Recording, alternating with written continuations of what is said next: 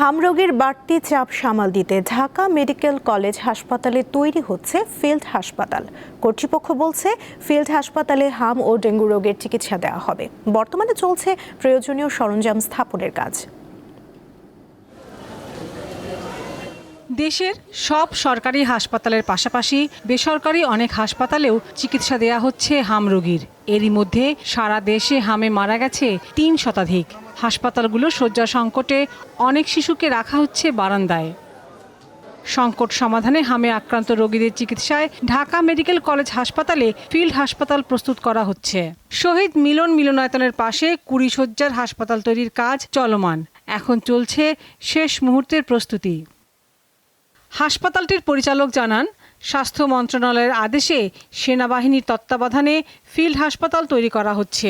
কেবিনকে আমরা কনভার্ট করে আমরা আইসোলেশনের মিজলস রোগীদেরকে রাখার জন্য করেছি। বিকল্প ব্যবস্থা হিসেবে যদি এটাতে আমরা কভার না করতে পারি, সেই জন্য মন্ত্রণালয়ের নির্দেশে, স্বাস্থ্য মন্ত্রণালয়ের নির্দেশে বাংলাদেশ সেনাবাহিনী একটা ২০ শয্যার একটা ফিল্ড হসপিটাল এস্টাবলিশ করে দিয়েছে। হসপিটালটা সেনাবাহিনী করে দিয়েছে, কিন্তু এখানকার যে জনবল, ডাক্তার, নার্স, কর্মচারী এবং ওষুধপত্র যা কিছু লাগবে, দ্যাট মিনস পরিচালনাটা ঢাকা মেডিকেল কলেজ হাসপাতাল থেকে করা হবে।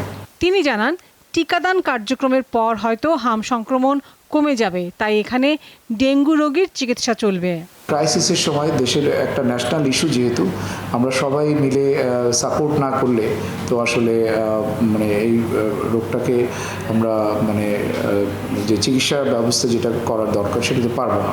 সেটা থেকে আমরা আমাদের ডাক্তারদেরকে বা আমাদের নার্সদেরকে আমরা মোটিভেট করেছি। তিনি আরও জানান, প্রস্তুতি শেষে মন্ত্রণালয়ের নির্দেশ পাওয়ার পর চালু হবে এই ফিল্ড হাসপাতাল। লাবণী গুহ, দীপ্ত সংবাদ, ঢাকা।